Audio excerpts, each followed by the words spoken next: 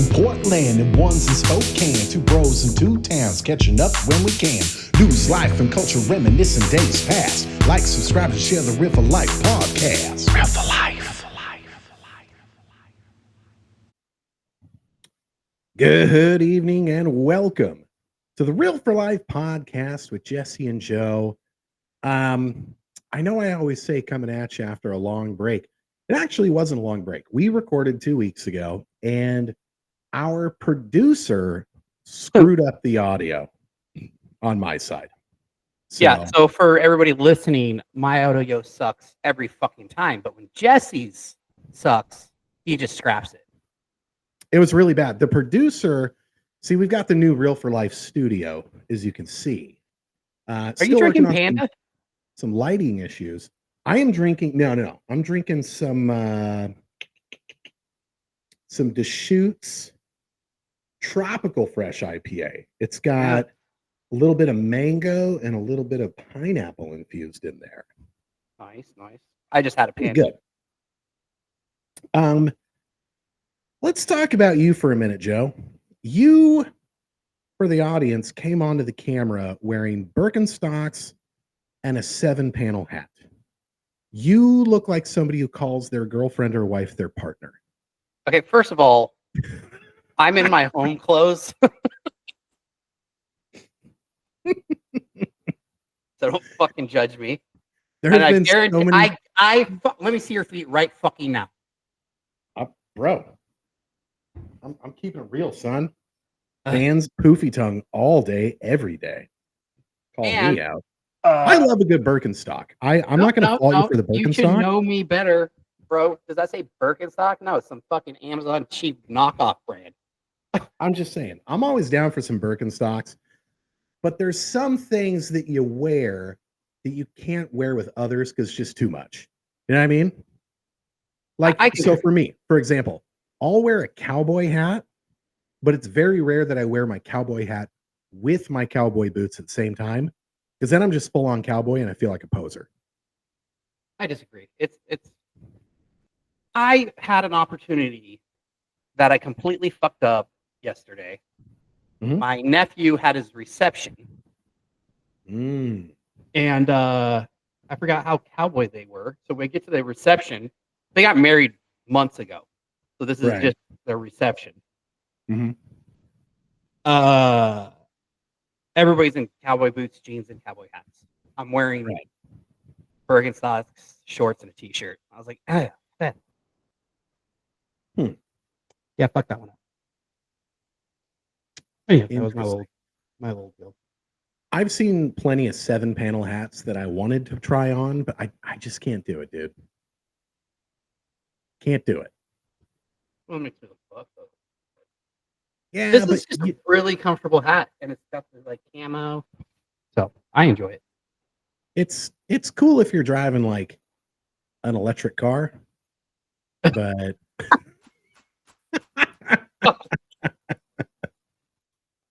what was that? First of all, this one has that tall, flat front, whatever you call this part. You're talking about the people that have like the rounded one where it fits to their head. And they're wearing like the stereotypical East Coast glasses with the gold rims. Right. Seth Rogen. Just say Seth Rogen. Mm-hmm. I love that scene in Out Cold where the one dude's just like, you look like a gay. What's funny is I went down a rabbit hole today of Out Cold little quotes. It was pretty great fucking movie. Oh, yeah. I'll just fuck with my camera the whole time.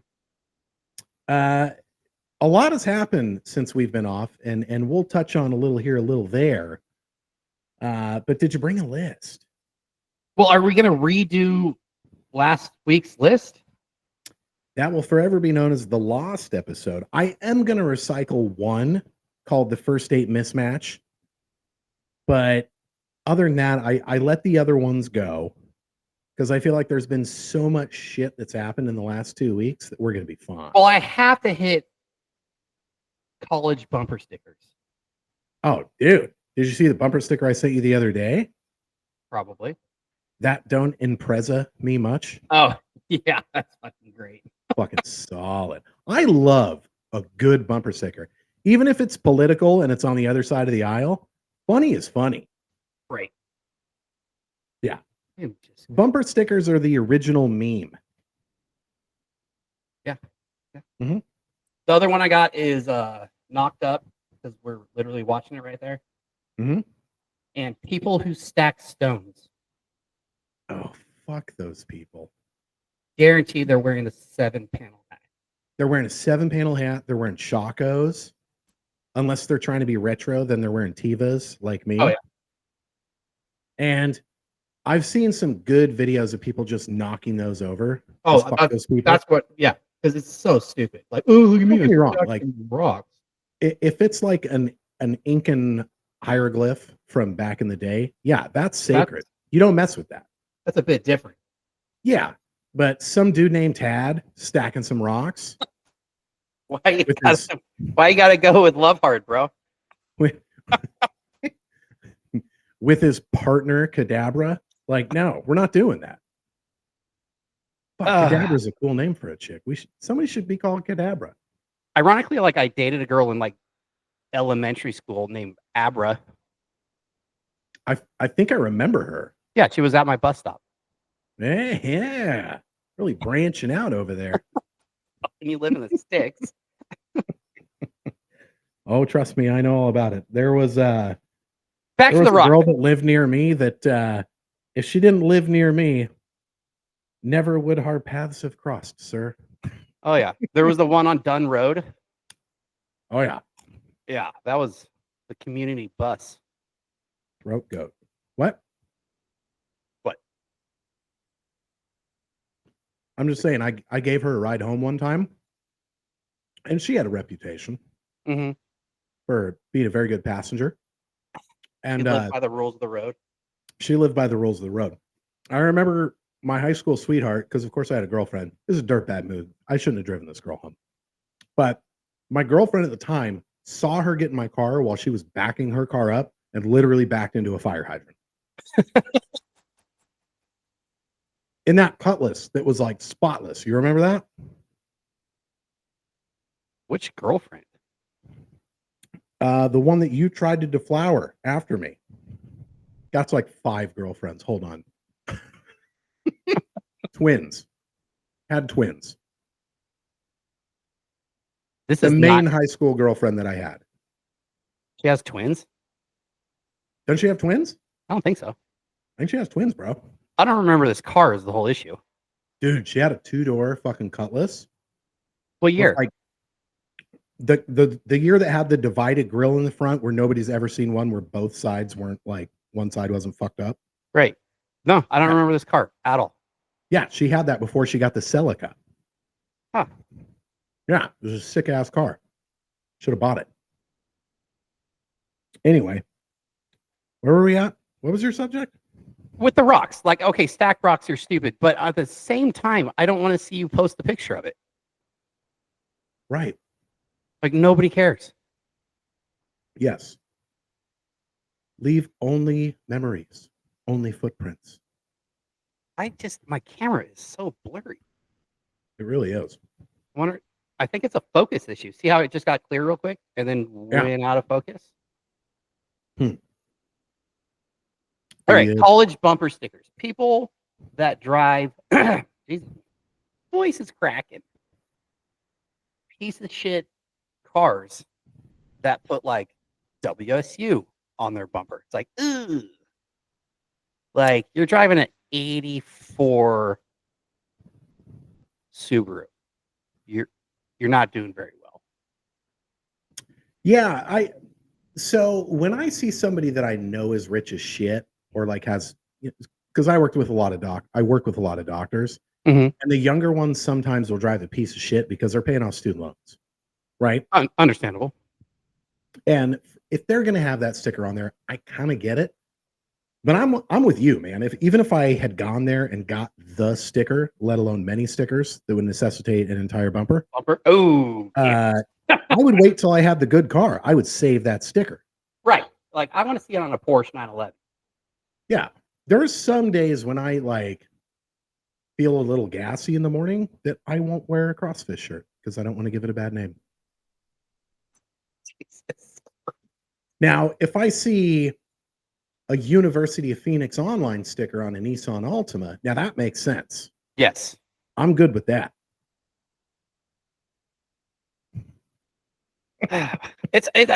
We're recycling a subject, so it's tough because we already had this fucking conversation, so it's not real. I know, and you know what? I was going to talk about the first date mismatch, the dark dining experience. Yeah. I'm just going to skip it. Yeah, because it's just not authentic. But I do have something I want to talk to you about. I saw a picture this week of this same thing, Instagram, right? We could do a whole show just complaining about dumb people's Instagram posts. Easy. Oh, yeah. We could record every other night. We'd be fine. But the thing is it was a picture of Mount Everest. This person was climbing Everest, and they were basically just standing in a line. I saw it in a big fucking line, waiting like 100 other people down a hill and then up like a small hurdle. Yeah, and there was like 100 people in line, and it's at like that point you can huddle for warmth. right. Like the point is climbing Mount Everest used to be the pinnacle of mankind's accomplishments. Like, Well, you were a badass because you climbed Everest. We didn't have technology, Right. so you were literally like making fires, Right. and But then they packing got food. the Sherpas involved, which helped because then you're not even carrying your own gear at that point. Mm-hmm. Now they got all these base camps, and you're basically just paying a fee. Now, I'm not saying anybody can get up there because, like, the air is pretty thin. You're still way the fuck up there. No, But I'm not there's saying it's certainly fucking accommodations. Like, me and you could climb Everest. At this absolutely point. not. I could climb Everest. Couldn't. I almost died doing the 110 floors at our event. I need my calf to heal up a little bit. I could climb Everest. Did I tell you my time? No. So your goal was it 15 minutes? My goal was to beat 20 minutes. Okay. How'd you do, buddy? So again, our event is for 9/11. You do 110 flights of stairs. Yep. Just for time. And I would like to shout out my wife, first of all. Katie just started to get into fitness. Nothing. I'm gonna say January. Like I'm gonna go with January. Never gone to a gym. Never's worked out. Started working out. Never needed to. Started working out. Got pretty serious. Was with a trainer. She did the 110 fucking floors in 12 minutes and 36 seconds. Holy crap. Yeah. No backpack or nothing. No. But dude, that's good. It's like fucking running. And she even said, like, she almost fucking, like, she collapsed at the end. And good for her for pushing it, though. Well, what happened was she's going so fast that she couldn't slow it down because she would let go, she would fall off. So she just kept going. Nice. But I'm like, dude, there's no way. So again, last year I did it in 26 minutes. I wanted to beat 20 minutes this year. I did it in 20 minutes flat. Good job, dude. So I'm gonna say that's the same thing. Nice job. Yeah, 12:36. We're 43, respectively. Yeah. And still getting better in life. Your boy hit a 280 bench press this week. I know that's not a lot for a lot of people out there, but in high school, I would be surprised if I could put up 95 pounds. Yeah, but in high school, I weighed 95 pounds. Fair. I mean, there's the ratio there. And we've had this conversation. So I used to bench 280-ish. I think it was like 285, 286, something. It was a weird number. Yeah. And but I weighed 175. Yeah, which is pretty damn good. Right. I weigh a lot. So it's a ratio to your body weight. But I can't. Well, first of all, I haven't tried a max bench in fucking years. Well, they say you should. I think it's like you should be able to bench press your body weight. Check. No problem. Right, I can do that. Your bench, squat, and deadlift your body weight, I believe, is the thing. Yeah, all three of them. Now, the deadlift, some people say you should be able to do twice your body weight. Oh. But, dude, that would be 450 for me. No. Yeah, that'd be 450. That's a lot. I think my max... You could deadlift over 400 pounds, can't you? I think I could, but I've never tried because I had one bad lift. probably like 6 years ago. I was showing off. All the fucking firefighters were in there, and I slipped a disc, and it was like I could literally feel the disc go, like it was terrible. So I've been really hesitant to go heavy since then. So my current deadlift PR is 415. So that's, I mean, I would call that fucking twice your body weight. Yeah, and You just gotta take a big dump in the morning. I can, clean and jerk and do all that shit. Yeah, I'm not doing that shit. I actually, I switched to like old man workouts lately after I started Muay Thai. Mhm. I'm just trying to get like mobility, which I've never in my entire life focused on ever. Dude, I got a new respect. We always talk about the degeneration of the new, I don't know, generation. The kids, they're terrible, right? Mm-hmm. But Parker's been doing jujitsu, and there's this kid that started the same time as him. He's 12. He's a man child.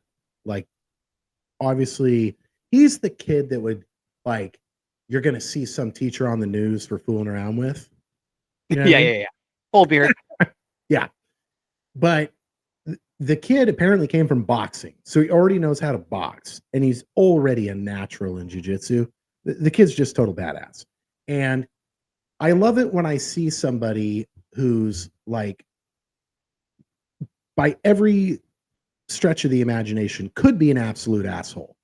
Like, this kid could be a jerk to everybody. I wouldn't fight him, and he's 12, right? And for the audience, Jesse's never been in a fight in his entire fucking life. Everybody loves me. So technically, I've only backed out of 2 fights. When your voice cracks, you know it's a lie. Technically. but the one was against Adam Railing in junior high. Oh, and I feel like that was a smart decision. Oh, he's a super humble human now.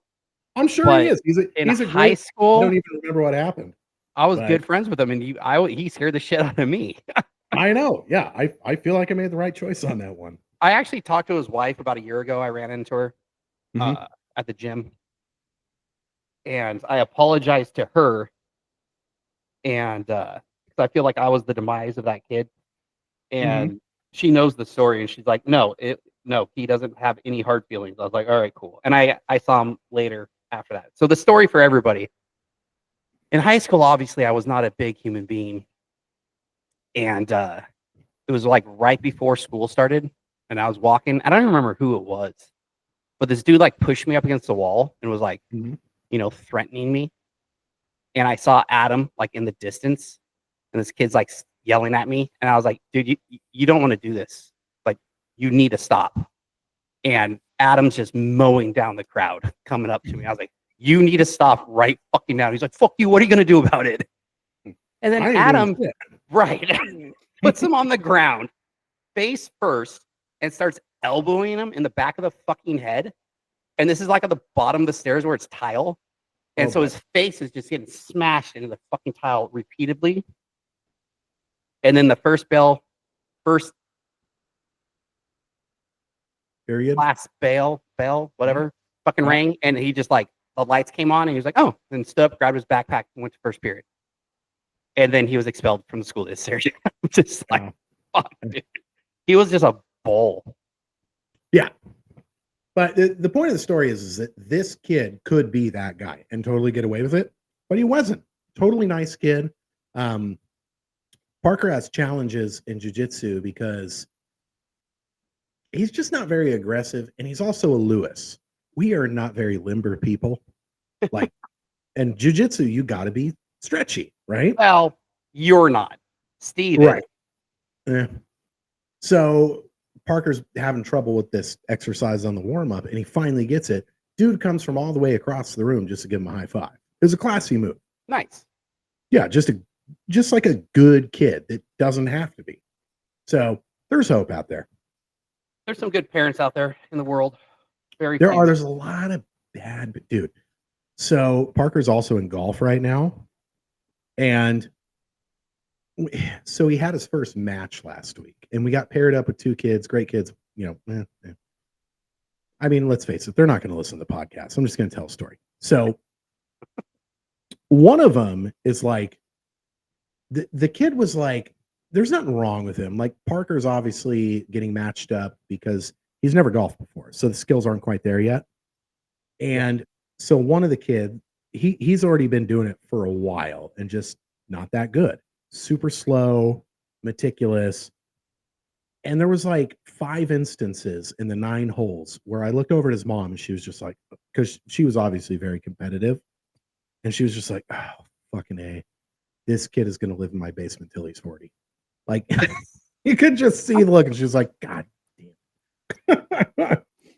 But then the other kid was like throwing his clubs, sitting down on the ground, didn't give 2 shits. So, of course, he had like natural ability. Like, he was hitting the ball when he paid attention really well. And his dad's like this tall, good looking dude, but there's no discipline there. She's like, hey, buddy, come on. Oh, no, you're not supposed to do that. Meanwhile, like Parker dropped his club on accident once. And I was like, what are you doing? You know how much we spent for those clubs, right? You know that golf has etiquette. Like dad voice. Were they Wilsons? Did you get him the $90 bag from Dick's? I got him the top flight $150 bag from Dick's. It's got an American flag on it, special edition. Came with a bag. Came with the bag.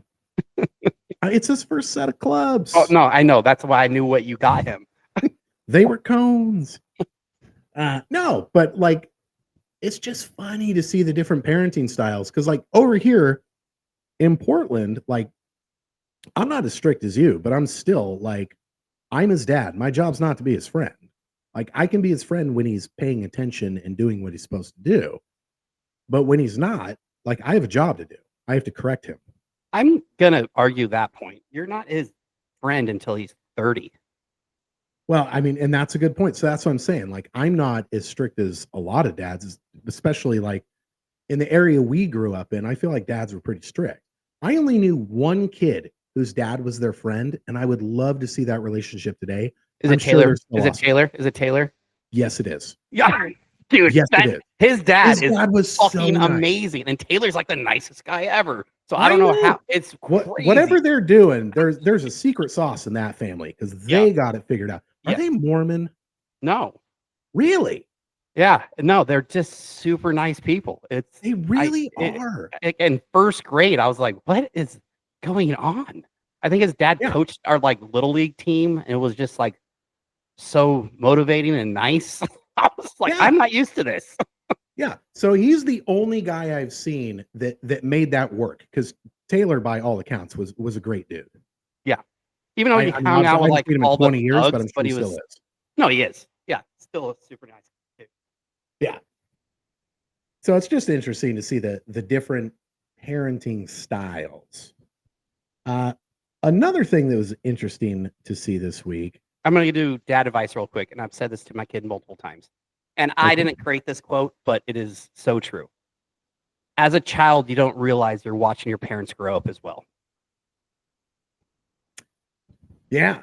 Yeah, that's a good point. I can't remember. There was a movie where the daughter was all pissed off at the dad because he was a shitty dad, but he was like, you got to realize this is my first time doing this too. Right.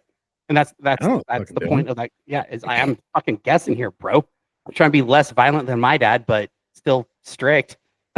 Yeah. Or like my dad who just was literally not there. I thought about this the other day because on the last podcast we talked about like I've got all these pep talks saved up for my son. Yeah. For when certain things happen in life, they're in the queue, they're ready to go. I cannot think of a single time in my entire childhood where my dad gave me like a pep talk or a lesson or anything of the sort ever, which is so weird to me. I can't even see that happening. I know. I'm just saying, like, and Parker's about to be 10 years old. He's never once traveled to see him. Like, I just don't understand. Like, the thought of when Parker's a grown up, of us just never talking, like, that would bum me out so much. Like, why would you not? want to be a part of that. This is It's a just weird to me. comedic podcast. Jesus, just got fucking. I know. I'm Everybody hug your dad tonight. I know.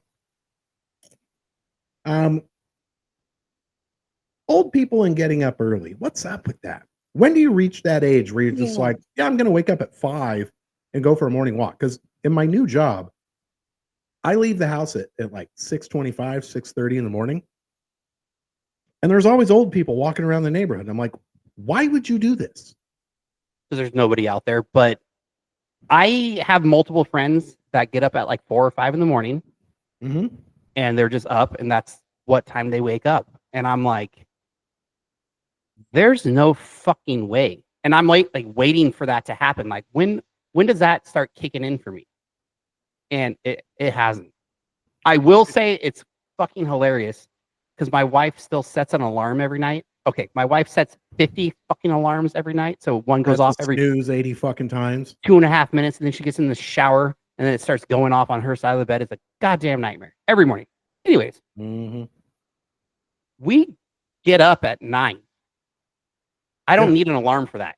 Like I wake up at like 8, and I'm up, and I'm just like, just kind of laying there, and then I get up 8:30 or 9 and take a shower, blah blah blah.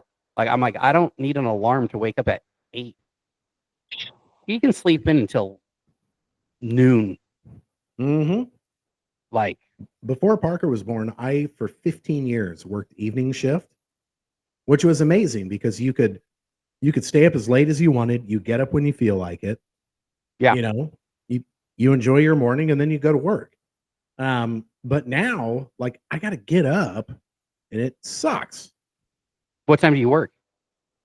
My shift starts at 7. Oh, God. I mean, so when I used to work for somebody else, my shift started at 7, and I showed up to work every day at like 7:15. I'm going to tell everybody I was salary. And I worked more hours than most of the people that worked at that location. So, like, fuck you guys. Point being, my boss lived in Portland, and she caught wind of this, and she's like, why are you late every day? And I was like, well, I just get the kid ready, eat. Like, I just, like, 7's pretty tough for me. And she's like, all right, cool. She goes, then let's make your start time at 7:30. And it's not like I'm clocking in. So I'm like, okay, we'll call it 7:30. You're like, no, because then I can't leave till 5. Well, then I started coming to work at 7:45. It's not gonna, she didn't add more hours at the end of the day. It's not like the branch closed at 5. I mean, I still work past that most days, but I'm just like, that didn't change. And I've known you for 30 years. You're 5 minutes late to everything, every fucking thing. It never amazes me. Like, there have been times when we've had to get somewhere and we'd magically be on time. So of course you'd be like, oh dude, let's stop and get coffee. Like, yeah, oh, I got to make a couple pit stops. Literally did that this morning. So I had a pool tournament at doors open at 8. The pool tournament started at 9. And so I wake up at 8, and Katie's like, don't you have to leave? And I'm like, well, no, I don't really need to be there till 9. And she's like, oh, all right. So I get up at 8:30. Well, like 8:20, take a shower, get ready. I'm a dude and I'm a bald. It's not like it takes much time for me to get ready. Out the door, driving to the pool tournament. It's like 8:45. I'm about 5 minutes away. My buddy texts me. He's like, hey, we got what's that called? A bye in the first round. I was like, oh, cool. Immediately turned right to the coffee stand. Yep. And I showed up at 9:05. Yep. Classic Joe. And I texted him in line. I was like, I just want you to know I would have been on time.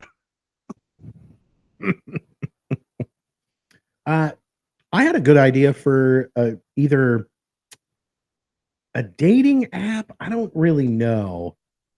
Basically, like, this came from the fact that all of us are so polarized right now, either super far left, super far right, whatever, right?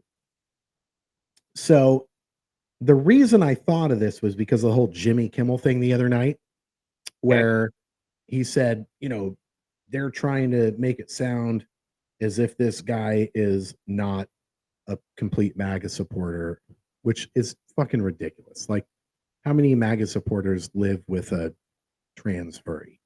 It just doesn't happen. Like, very rare. It's fucking. He's a leftist. This isn't rocket surgery, right? I really don't know what he even fucking said. Like, when that happened, I was like, who gives a shit? Well, he basically said, in the wake of Charlie Kirk, like, MAGA Republicans are trying to do everything they can to distance themselves from somebody who is obviously one of their own. And then he went into this whole thing about how, like, Trump didn't care, blah, blah, blah, blah, blah. Now, keep in mind, like, today was Charlie Kirk's vigil at State Farm Stadium, like 30,000 people plus Trump. Katie watched the whole thing. I've watched half of it. It's fucking amazing. It's like 8 hours long. Like, I literally went to pool. I came home and she was still watching it. I'm like, okay. And it's entertaining. They started with a bunch of bands that were like singing all the songs that we sing in church. It was basically a really long church service. And you also saw Elon Musk there. Right. And he went up in the booth with Trump. So, like, now Trump and Elon are getting along again. Like, you guys don't fucking know what you just created. Oh, they unified the strong right. Yeah. Yeah. Did you listen? But it was also heartwarming to see, like, because I said this to somebody, and because somebody was like, "Oh, I'm worried about the repercussions right after it happened," and I was like, "Why? The right doesn't kill people." And again, like, you saw what happened at George Floyd and all these other things. They burned the fucking cities down.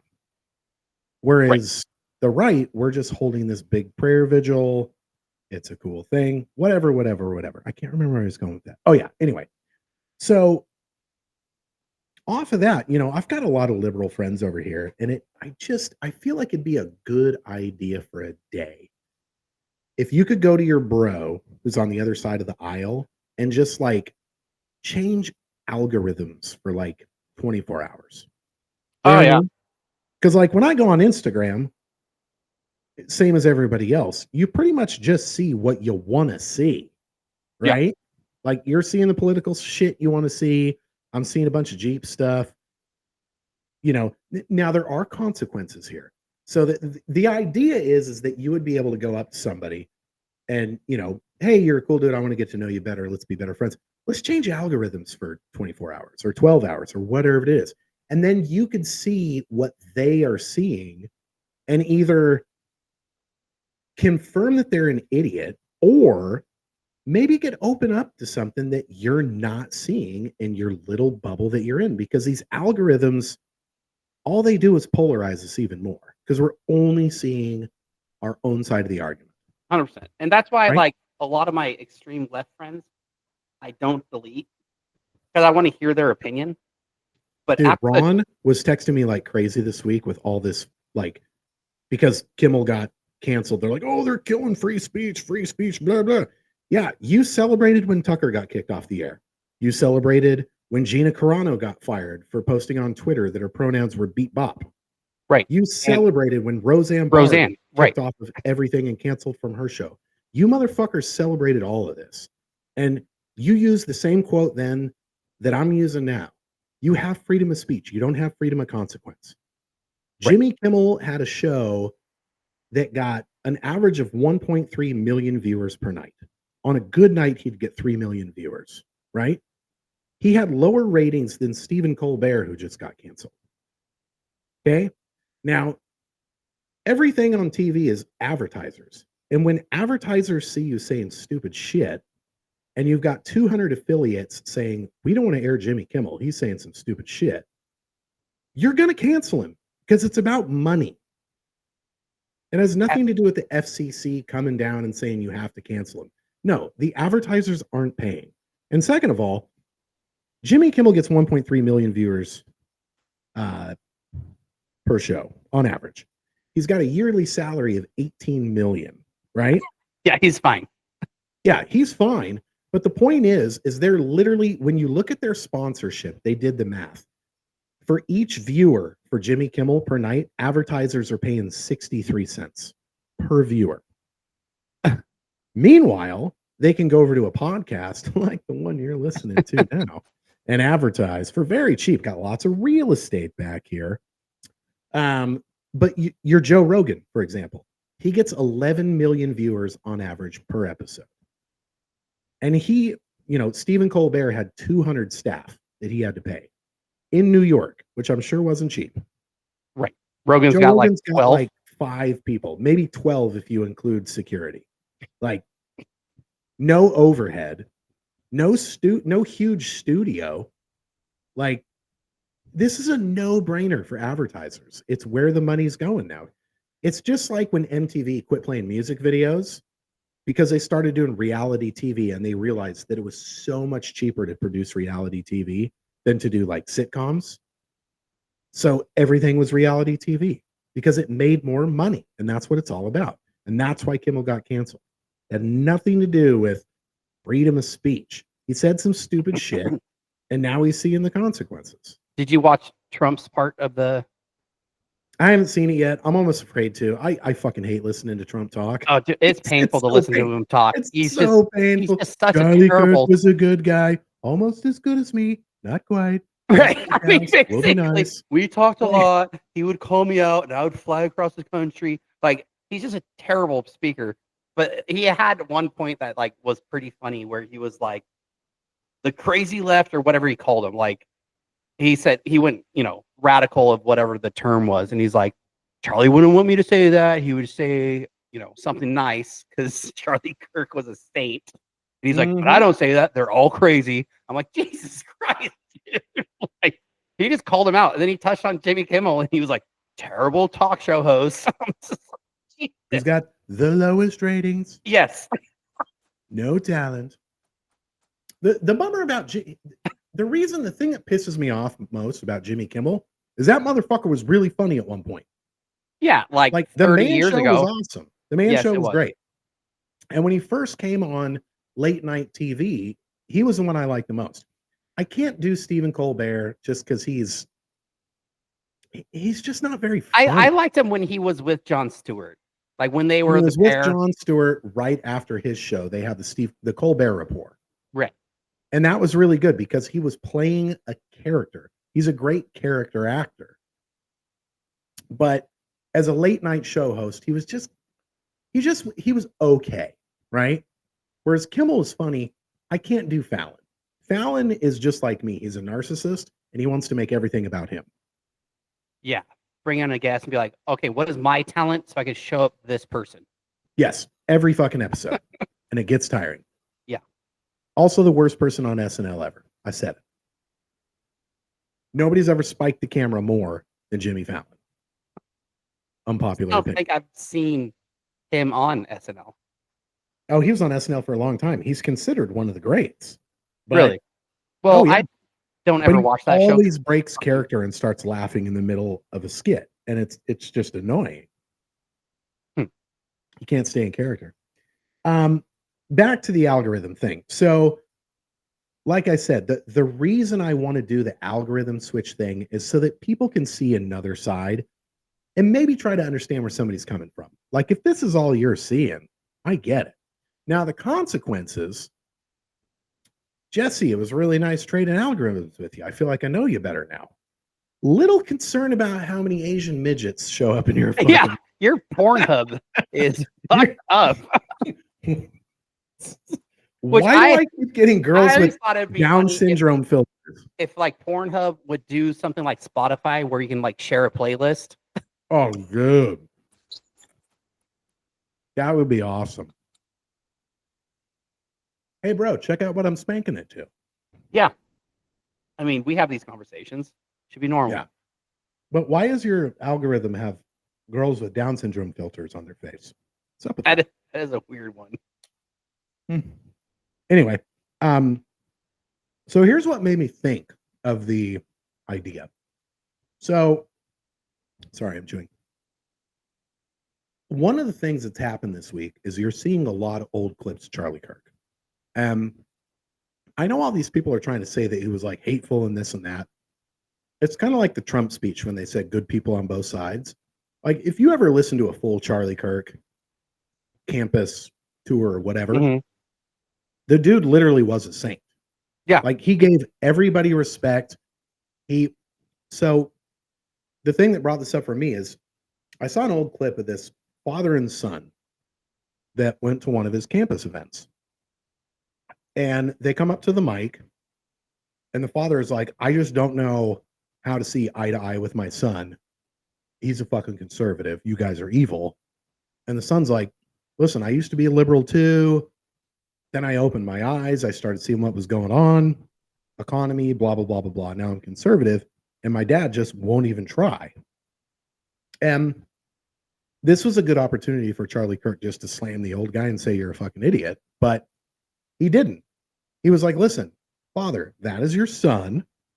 And he's growing up at a different time than you. You know, he's growing up in a time when people can't afford a house, when people, you know, can't get a job because of migrants, whatever, whatever, whatever. And then he looked at the kid and he's like, and you need to realize something else. Your father came from the generation when Republicans were very war hungry, and he got to see him and his friends drafted and sent to a fucking war that they didn't believe in. And he's never going to trust Republicans again.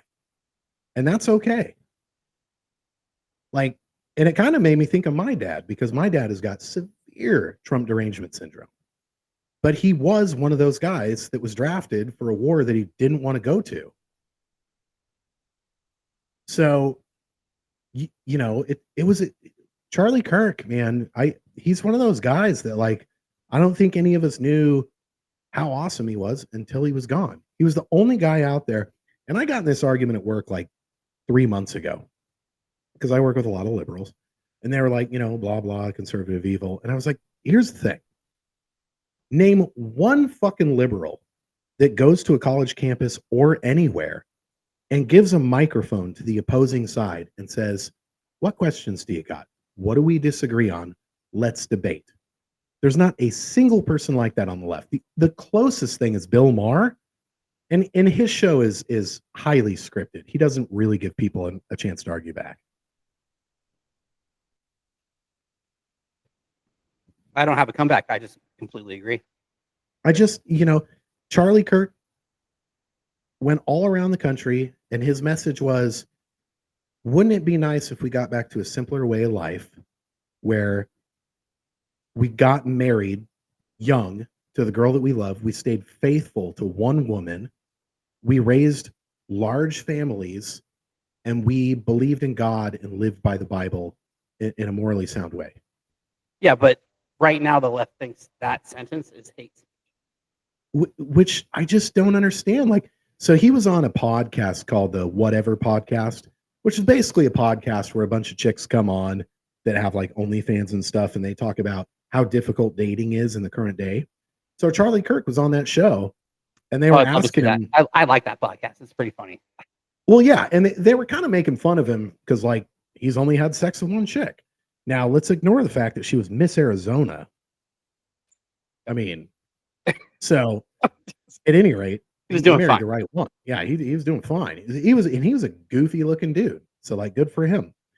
But he was on a podcast and he's like, listen, I got no regrets. Like, I'm very lucky. I get to travel all over the country. I've been on Air Force One. I've hung out with the president. I go to Mar-a-Lago. I've met every famous person there is to meet. Not a single one of those events even pales in comparison to when I come home from a trip and my young daughter runs up to me and gives me a hug at the door. It doesn't even pale in comparison. It's like, you guys are chasing the wrong thing. I'm telling you. Yeah, it's money. And that's the message he was trying to spread, and they fucking killed him for it. It just blows my mind. You got to watch the Trump part. It's pretty good. You got to get over Trump. I'm watching the whole thing. Like I said, everybody always says the same thing when they start talking about Charlie Kirk. Well, I didn't agree with him about everything, but blah, blah, blah, blah, blah. No, the dude was spot on. Like, he gave a microphone to everybody. He was exactly what we're supposed to be in America. Open dialogue. Well, and the hardest part is he was so intelligent. He was hard to argue with. Yeah, and he dropped out of college, which I love, because he would go to these colleges and be like, you're an economics major and you don't know this person, and this person. Oh, did you see the one where the dude was? And you don't consider that your fucking college is too liberal? Like he was going to college for was it poli-sci? Huh? Was it No. political science? This dude he was debating, like Oh, liberal okay. arts or I don't know, something with like books or whatever. And he was like, "What's your favorite author?" Some kind of The guy's like, foliage. and he's like, I don't know. He's like, what? And you don't think you're wasting your money on college? You can't name an author? Like it was just hilarious. And that's what he did. And that's why he irked people so much. He wasn't being rude. He was just like trying to prove a point of like, yeah, college is a waste of fucking money. Well, I mean, education is fucked right now. Conservatives really need to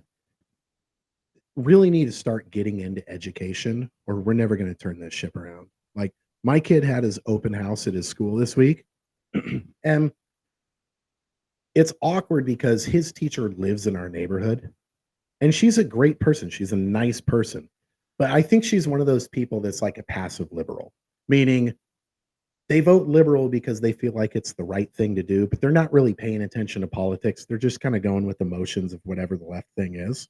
Mm-hmm. So I'm in his classroom. And first of all, there's a poster that says, "You're never too young to be an activist."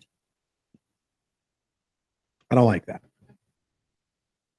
I know that's probably innocent, but anyway, so there, you look above that and there's 10 posters going across the wall. There's Michelle Obama, Barack Obama, Kamala Harris, Justice Sotomayor, Greta Thunberg, Malcolm X, Ibram X. Kendi, who's like one of those CRT guys. His famous quote is, "It's not enough to not be racist. You have to be actively anti-racist." Whatever the fuck that means. What does that even mean? Anyway, so I look at and you know, whatever. So I look at the teacher after everybody left the room, and I tried to do it in a joking manner, but I wanted to get my point across. I said, "Hey, this wall over here, couldn't get one conservative up there? Not one conservative quote?" Yeah. Lincoln, maybe. Like, what? And she, you could just tell, like, nobody had ever called her out on this. And the thing is I don't even think she gave it a second thought when she was hanging them all up, that this was severely left-wing slanted. Kamala Harris, when has she ever said anything quote worthy? No idea. Exactly. So I just asked her, I was like, couldn't get a single conservative up here, huh? And she's like, "Oh, what do you mean?" And I was like, "Well, like these are all super liberals. You can't get any balance up here." And she's like, "Oh, like, I mean, it was just part of a teacher pack." So there's the like number one problem. These are the prepaid teacher packs that you get. and of course I lighten the mood. I was like, did it come with a flag? Did she have a flag? No flag in the classroom, Joe. Okay. Rainbows everywhere. Oh, rainbows that everywhere. Flag. That was the flag I was talking about. Yeah, no. So they didn't have that flag, but they also didn't have the American flag. They don't say the Pledge of Allegiance in the morning, Joe. They don't say the Pledge of Allegiance except for once a month when they do an assembly. That's great. When their dude principal that used to be a she leads it. Guess what else they did this year, Joe? They canceled school on Halloween because Halloween costumes might offend some kids. Oh my God. Last year, they just said you're not allowed to wear a costume to school. This year, they just said, "Oh, we'll just not have school on Halloween." But the teachers get paid. I'm fucking sure they do. I'm telling you, dude, the education is the reason all this is happening. It's like, this is a great subject right there. Halloween when we were a kid. So I remember specifically, I dressed up in elementary school, maybe 3rd or 4th grade, because we used to do like a parade around to every class with your costumes on. You remember? yeah, so it was awesome. Every class would go through every class so everybody could see everybody's costume. And I dressed up as a drunken hobo. And I had like a trench coat and like I had a bottle of like mouthwash, but in a paper bag. So it looked like I was carrying liquor. And then I just walked, and then, like my mom painted like a, like a 5 o'clock shadow on my face. 5 o'clock shadow. Yeah. I just stumbled around acting like a drunk hobo. I'm like, guarantee that can't happen. And another year, I went to school as Homie the Clown. Dude, I went to school as Homie the Clown. You remember that too? 6th grade. With the sock and everything. Boom. Homie don't play that. None of this would be allowed now. I know. Dude, my costume would have been allowed. So when I was in 5th grade, I was always trying to look for an excuse to wear roller skates to school. Mm-hmm. So I was a 50s bellhop. So I dressed as a chick in like a cheerleading outfit and had like the tray with like the burger and the fries and shit so that I could roller skate around school all day. My grandpa comes to school at recess for some reason because like the parents were there to see the costumes. I'm playing soccer. And this couple next to my grandpa's like, that girl is really fucking good at soccer. He's like, yeah, that's my grandson. So It's a different time. But anyway, yeah, it was good to see the Charlie Kirk thing. It's been a really eye-opening week because I've seen some people that have, like our buddy Scott, for example. We love Scott. He's a weird dude. He's been much more religious as far as like reading the Bible and stuff like that for the past probably about 10 years now. But he's never stepped foot back in the church because, you know, some things happened way back when. He's just kind of disenfranchised, right? And he went back to church for the first time after this Charlie Kirk thing. And I think a lot of people did that. Wow. And we were looking at going to a different church just because the church that we go to, like the music program is kind of meh. And so I was watching their sermon online and they didn't mention the Charlie Kirk thing at all. They brought in some guy to sell books. And I was like, well, I'm not going to that place. But so a lot of people, probably record attendance at churches across the country this weekend. And I love that. But also the fucking celebrations online. It's just insane. How you could celebrate somebody getting fucking murked. He's got 2 kids and a wife and you're just laughing at it. And that's, again, like the Ron and the Donnie. I'm fucking done with him. I'm not talking to him anymore. And that's kind of not worth it. Like I always thought I could find common ground eventually. Right. No. But if you're like celebrating somebody's death, Donnie might be nice to me, but if he's gonna celebrate that shit, he is not a good person. Right. Like that's just BS. And there's another guy that I really liked. And his first thing that he posted was this quote that Charlie said about how, yeah, as a result of the Second Amendment, we are gonna have some, you know, unneeded gun deaths, but overall it's worth it because we need the Second Amendment. Now, please tell me how that's any different because he posted that right after the guy was shot. Yeah, my buddy's wife did that like literally within the hour. Yeah, how is that any different from saying, well, you saw what she was wearing, right? Fucking bitch deserved to get raped. It's the same fucking thing. And I saw so many people posting that. And then of course, texted me right away when they found out that the dude was raised a conservative Mormon. Oh, one of your guys. And then when it comes out that he's a fucking twink who's banging a dude that's becoming a chick, haven't heard a peep. Not one. Odd. Right? So it was a very difficult week because there's a lot of people that I would try to find common ground with, and I think I'm just done trying to do it. Like, if you're going to celebrate that, you are unredeemable. Well, and again, even like when Osama was executed, like, which was obviously a good thing. Right. Because he was a very bad man. Yeah. It's not like I was posting like, fuck yeah. You know what I mean?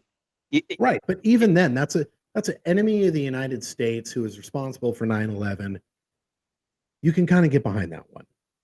Correct. That's my point, though. Like you're still not like celebrating the death. You're like, okay, cool. We can move on now. The thing that makes the Charlie Kirk thing so different is that he's not a politician. Like when people are politicians or involved in a war like Osama bin Laden or all that bullshit, you kind of just they take on a certain risk. So like when there was an attempt on Trump's life, everybody was like pissed off, but they were also like, well, yeah, he's running for president. Like, I could see that happening. Like, yeah, that sucks, but okay. But with Charlie Kirk, the guy wasn't a politician. He was literally just trying to say we should have more free speech and more dialogue. And yes, I am pro-Christian. That was his thing. There's not a single person that has been assassinated under those circumstances since Martin Luther King. Yeah, Trump touches on this in his speech as well. Oh, did he? Yeah. But yeah, there's like other than Martin Luther King, there hasn't been a non-politician that's just been murked like that. You know, especially in front of a big crowd. It was a big to-do. Like that was so crazy. And then, you know, people are having like vigils across the country, and then these people are coming and like they'll have like a Charlie Kirk, you know, tribute thing up, and they'll come over and just spray paint over it and shit on it or whatever. And it's like there's all these people standing by watching them do it, and it's just like at what point is the right going to be like, you know what? We're a lot stronger than all these malnourished blue hairs. I did see a fucking video though that made me laugh, where like they were doing a vigil. It's a weird French. word. I think it's French. Oh yes, San Diego. And this dude came through and just started running his mouth and like knocking people's candles and talking shit, and the whole crowd just beat the living shit out of him. Good. Like, dude, right. And it's like, dude, what are you doing? Steven Crowder got in a lot of heat this week because he called for violence. He's like, listen, I'm done. So I am calling for violence. Ooh. Legal self-defense violence. I'm sick of turning the other cheek. If you're holding an event or whatever, and some leftist blue hair thinks it's okay to come over and try to bully you, don't take it anymore. Don't do anything illegal. Don't start the fight. But maybe stop letting them get away with murder. Yeah, I mean, yeah. At some point, I mean, it definitely created a division more. I don't even know how to say this. I think it just opened our eyes to the division that's already there. Yeah. Like you're never going to see, like I said, how many friends did I lose during COVID? How many friends did I lose because I voted for Trump? Where I would have treated those people exactly the same, regardless of who they voted for. Right. We're not playing on level fields here. So, no, I think I'm going to say the super far left, the people that celebrated the death, like those people have drank all of the Kool-Aid, and it's just insane at this point. Like to hate Charlie Kirk is just fucking insane. Yeah, I don't understand it. Like, and you know, you can always, and that another again, this is why I like the idea of being able to trade algorithms with somebody, because they're only seeing clips of Charlie Kirk where he says, like, there were a lot of quotes about, you know, DEI and black female pilots, where it sounds terrible until you listen to the whole fucking sentence. Right. It's like 30 seconds. Yeah. And you're not hearing the whole fucking subject. Yeah. And AOC did the same thing. She said something about the whatever act. Right. I don't know. But she threw him under the bus saying, like, what is the act that basically created DEI, but it was in like the 60s? Not Title IX. Affirmative action? Yeah, it created affirmative action is what it did. It's Civil Rights Act. It was a civil it was a civil right. Yes, you're correct. Yeah. And then it did this little clip, and this dude just like tore it apart because she's just talking out her ass. Like AOC is one of those people that like talks up. She's not smart. No, she's not. And she's another one of those people, just like Ilhan Omar. Ilhan Omar, before she got in the Senate, first of all, she fucking is very open that everything she does is for Somalia, a country other than America. Right. Right. And she's been saying that Charlie Kirk is this terrible person for what he said, blah, blah, blah, blah, blah. But she's another one. After she married her own brother to get her citizenship, she went into Congress worth $45,000. She's now worth over $30 million. How the fuck does that happen? AOC is the same way. Came in as a fucking bartender. By the way, bartender because she got a useless fucking college degree after growing up in a very well-to-do town and going to Boston University. There's no like, oh, I'm just a poor kid from the Bronx. No, you're not. And she's worth a shit ton of money too. Like they're all hypocrites. That's the game. But at least AOC's hot. I'll give her that. I mean, she kind of looks like a mule, but other than that, I feel like, everybody says she's hot, but they should be here and they're way down here. I don't think those things are that nice when that shirt comes off. I'm just saying. All right, that was a lot of Kirk. I know, and I'm sorry for doing it. It's just, it really fucked with my head this week, seeing how many people, obviously I live in Portland, but seeing the celebrations was just sickening to me. Yeah. So, man, that's pretty much all. I was going to go over like overrated songs, but I didn't give you any time to prepare. Every Taylor Swift song ever written. Almost, Joe. There's one Taylor Swift song so you know how when you're in high school and you got subs in the trunk and you've got like your CD with like 5 songs that if you want to impress people with your system, that they bump. So you play those songs. One of those songs for me is a Taylor Swift song. When I put the 212s in my RAM, it hit the hardest. It was a Taylor Swift song. Which song? So, I don't know. It was a song. I got to go to my playlists. I literally named it like bass songs. Ski Sport, Sing It Rock, 20s Crunk Classics, bass. Taylor Swift, Ready for It.